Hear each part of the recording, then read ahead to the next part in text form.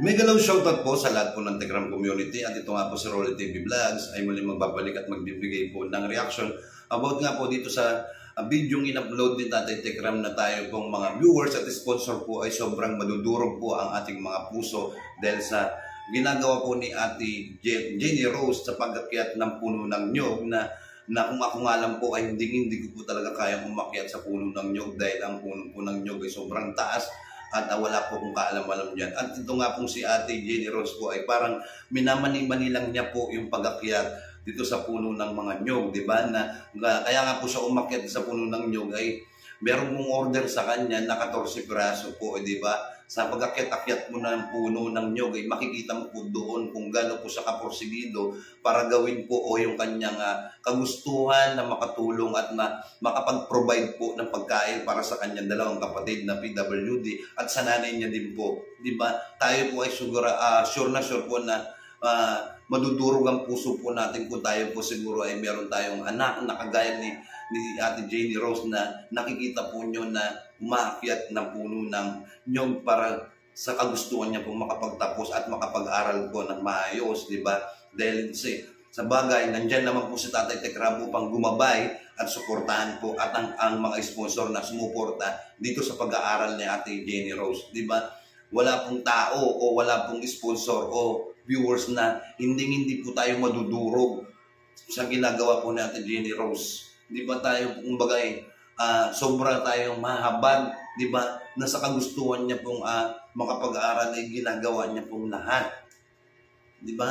Tapos tayo, ang galing-galing natin magsayang ng pera o gumastos ng gumastos at bil mo ko doon, bil mo ko dyan. Parang ganun po kasi tayo, di ba? Hindi po natin nakikita na meron pa po palang mas may nangangailangan ng tulong. Tayo po kung makapagreklamo tayo sa buhay natin ganun-ganun na lang. Hindi katulad nitong si Ate Jenny Rose talaga po hindi mo siya makikitaan ng pagrereklamo sa kanyang buhay. Di ba? Tayo, kung ano lang yung gustuin natin, ginagawa natin. Pero siya, ginagawa niya po lahat ng pwedeng pagkakakitaan. Dahil sa kagustuhan niya po talagang matulungan yung kanyang nanay, mabago yung pamumuhay nila, at matulungan po yung kapatid niyang dalawa na PWD. Di ba? Tapos, yung ginagawa niya na talagang hindi mo akalain na isang babae na sobrang na kung umakyat ng puno ay parang wala nang bukas. Dito mo masasabi talaga na kung anong kayang gawin ng lalaki kayang gawin ng mga babae ngayon. Di ba? Tapos tayo, kung makapanghusga sa kapwa natin o makapagsalita ng hindi magaganda, di ba? Dapat talagang bigyan ng pansin o tulungan na tayo po ay talaga sobrang madudurog ang ating mga puso.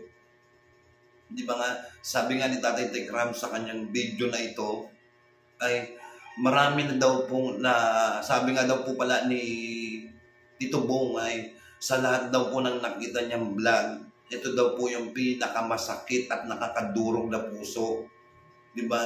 Na itong si Ate Jenny Rose po, dahil sa kagustuhan niya po, mabago, mabigyan ng magandang kinabukasan yung kanyang mga kapatid at nanay niya.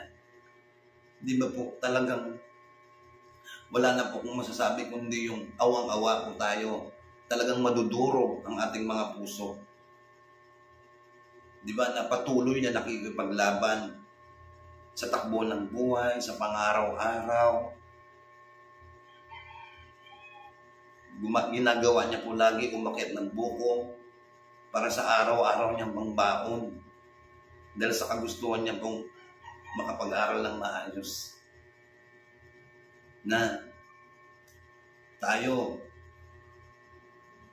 sobrang bulagsak sa pera, di ba? Tapos kung makapagreklamo pa tayo sa buhay, para mo pasan na natin yung buong mundo. Pero sa Ate Karen, no, sa sobrang hirap ng buhay, sa ginagawa niya, hindi po siya nagrereklamo. Pero masaya siya sa ginagawa niya para sa mga kapatid at nanay niya. Kung makikita nyo lang po o mapapanood nyo yung video ni Tatay Tekram na in-upload niya para kay Ate Jenny Rose, talagang madudurog po yung inyong mga puso. Diba? Na talagang ikaw ay magbibigay po ng tulong pinansyal sa kanyang pamilya o sa nanay niya o sa mga kapatid niyang PWD.